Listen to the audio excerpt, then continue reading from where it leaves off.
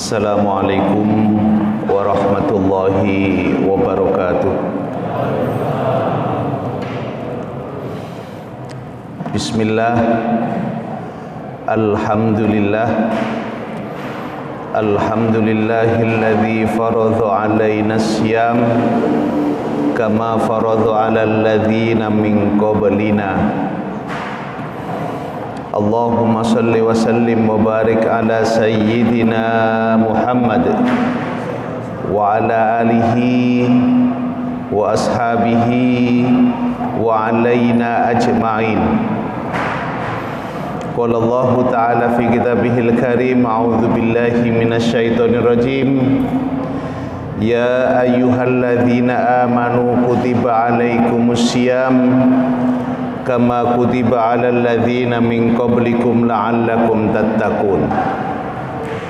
Shadaqallahul azim. Amma ba'du wa ba'da takhiyah. Jamaah sekalian, Bapak Ibu yang senantiasa dirahmati Allah, hari ini kita sudah masuk di hari kedua ibadah tarawih kita. Kita tahu bahwa perintah puasa itu khitabnya oleh Allah hanya ditujukan kepada orang-orang yang beriman. Ya ayyuhalladzina amanu, bukan ya ayyuhan nas, bukan ya ayyuhal muslimun.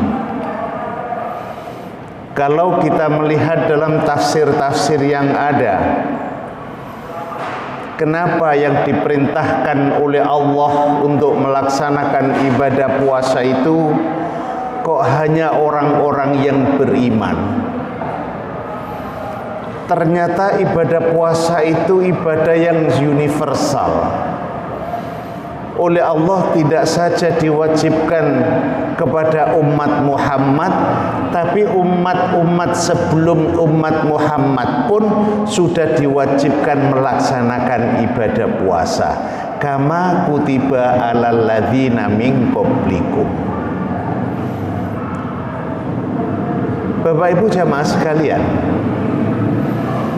kalau kita melihat dalam catatan sejarah kita, jauh sebelum Islam ini masuk di Indonesia, bangsa Indonesia, masyarakat Jawa khususnya itu sudah kenal kok dengan istilah puasa, sudah kenal dengan istilah poso. Ada yang namanya poso muti, poso pati geni, poso ngebleng, poso meluang, dan masih banyak lagi. Apa sih tujuannya? Tujuannya cuma satu, yaitu mencari derajat di bidang rohani yang lebih tinggi. Oleh karena itu, kalau ada orang non-muslim, ono wong gak wong Islam kok ikut-ikutan berpuasa, wajar-wajar saja. Kan tetapi yang ditetapkan oleh Allah, stressing dari Al-Baqarah 183 itu adalah la'allakum tattaqun, supaya orang-orang yang beriman itu bisa menjadi orang-orang yang semakin kokoh keimanannya, semakin tunduk dan patuh terhadap titah dan perintah Allah. Bapak Ibu jamaah sekalian, agar bahasan kita kali ini lebih sistematis dan kronologis, yang perlu kita kaji saat ini di awal-awal puasa Ramadan ini adalah ma huwas shaum wa ma adraka mas shaum. Apa sih puasa itu apa? Kadang-kadang kita puasa tidak mengerti maksud dan tujuan puasa.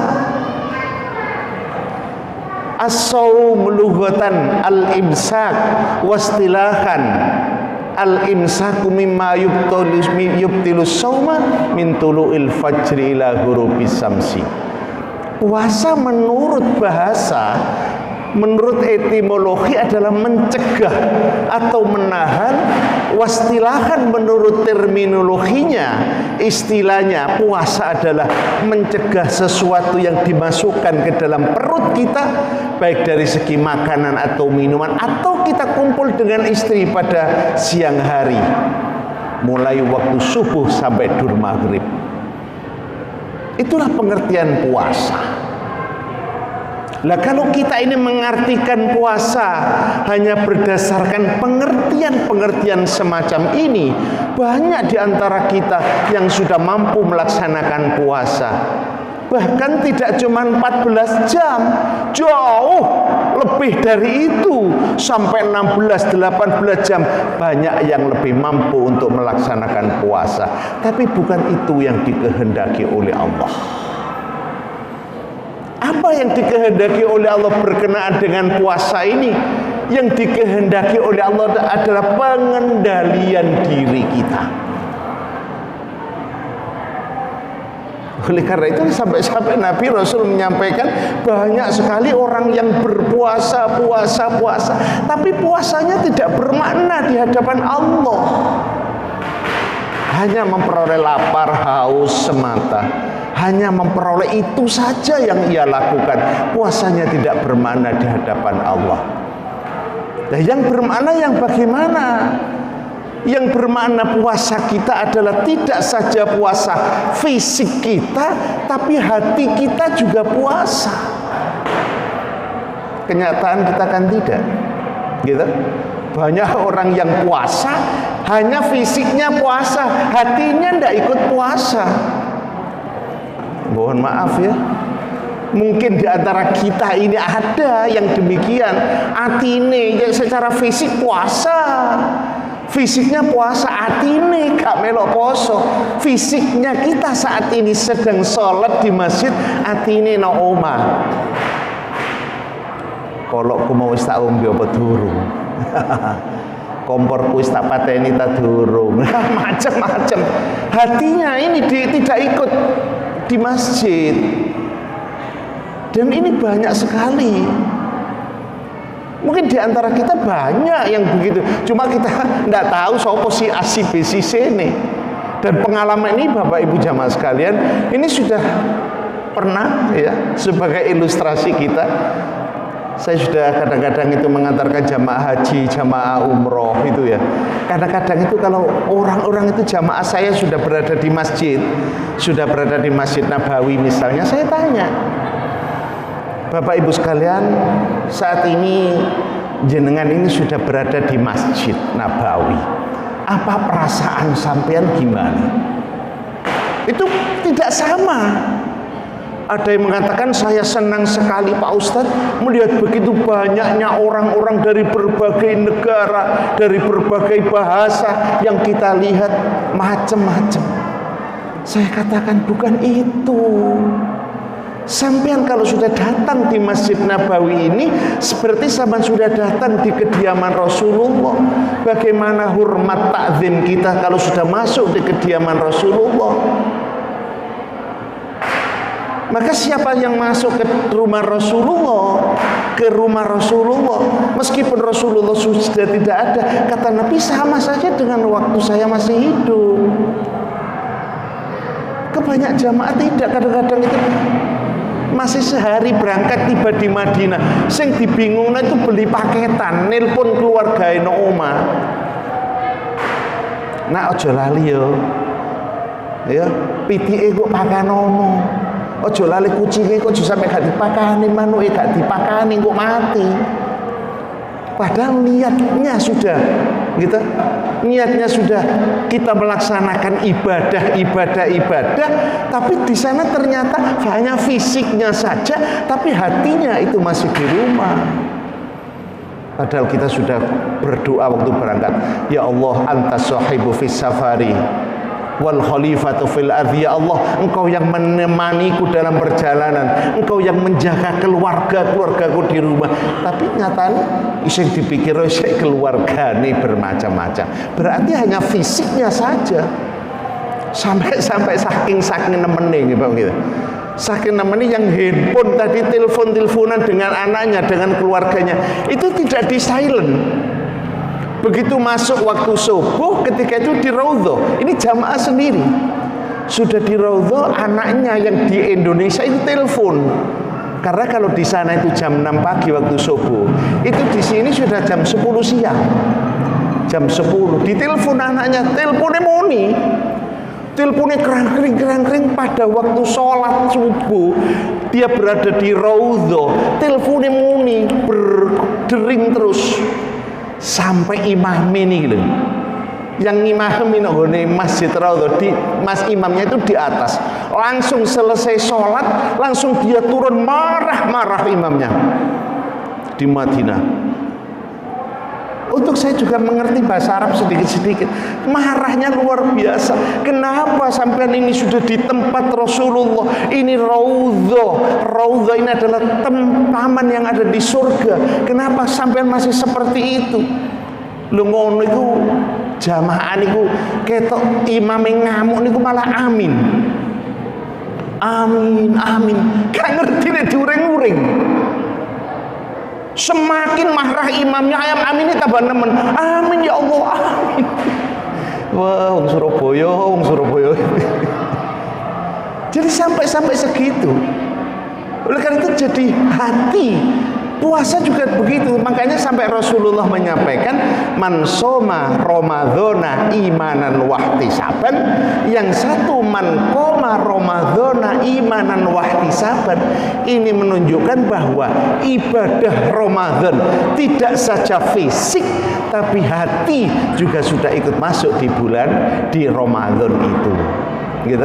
Sing biasa punya mata, punya telinga, punya hidung, punya indera kita. Bagaimana kita menjaga supaya pengendalian diri yang dimaksud oleh Allah, yang dimaksud di dalam puasa itu kita capai. Lalu di bulan Ramadan ini yang ketiga, di bulan Ramadan adalah kesempatan kita untuk memperbanyak sedekah, infak, beramal, gitu. Karena bulan Ramadan tidak sama dengan bulan-bulan biasa. Banyak orang-orang yang mengartikan bulan Ramadan padha wae karo bulan-bulan biasa, ya 30 dina, ya ono awan, ono bengi, sama nilainya, tapi keberkahannya tidak sama. Gitu. Lah kesempatan sedekah, infak, beramal, apalagi saat-saat pandemi semacam ini adalah kesempatan bagi kita yang secara finansial punya kelebihan untuk berbagi kepada yang lain. Gitu. Kalau kita mungkin ada yang pernah umroh di bulan suci Ramadan, itu senang sekali kalau di sana melihat kita. Itu kalau sudah jam 5 sore Bapak Ibu sekalian, jam 5 sore itu di depan Masjidil Haram, Masjid Nabawi itu banyak mobil-mobil besar, kontainer-kontainer besar.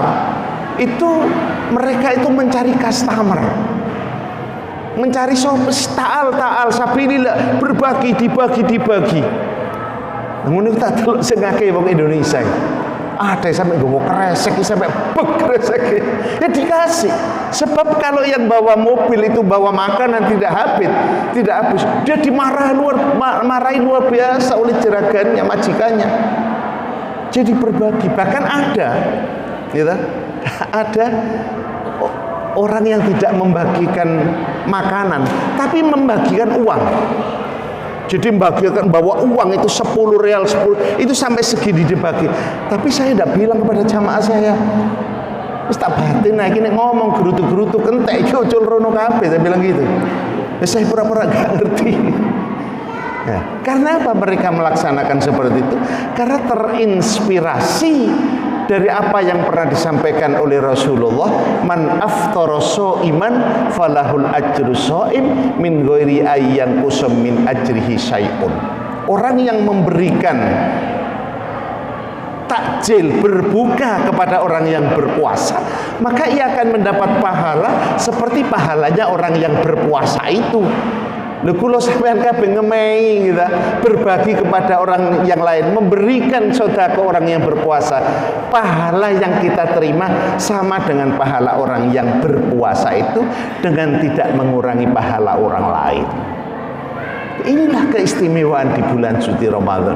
Makanya kulo sampean sedaya, kita semua kesempatan yang baik ini di bulan suci Ramadan jangan kita sia-siakan. Bahkan Rasulullah sendiri mengagung-agungkan Ramadan luar biasa di hadapan sahabat. Ya wahai sahabatku, qad atakum syahrun azim, qad atakum syahrun mubarak, qad atakum syahrun alladzi unzila fihi al-Qur'an.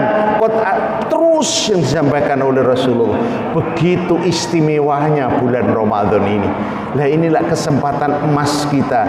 Kita tidak tahu kapan kita dipanggil menghadap ke hadapan Allah. Nanti besok lusa, kalau kita persiapan sudah kita siapkan, paling tidak kita saat ini kita sudah mempunyai tekad bulat niat untuk senantiasa mengabdikan diri kita di hadapan Allah. Insya Allah seluruh apa yang kita lakukan senantiasa dibarengi hidayah, dipandu hidayah dari Allah Subhanahu wa ta'ala. Barangkali itu yang bisa kami sampaikan Bapak Ibu sekalian. Mudah-mudahan sedikit ini ada manfaatnya untuk kehidupan kita ke depan. Bulan Ramadan penuh kita diberikan kesempatan, kemampuan, kemauan, bahkan kesehatan sehingga kita mampu melaksanakan ibadah secara maksimal. Wal afu minkum, ihdinas siratal mustaqim. Wassalamualaikum warahmatullahi wabarakatuh.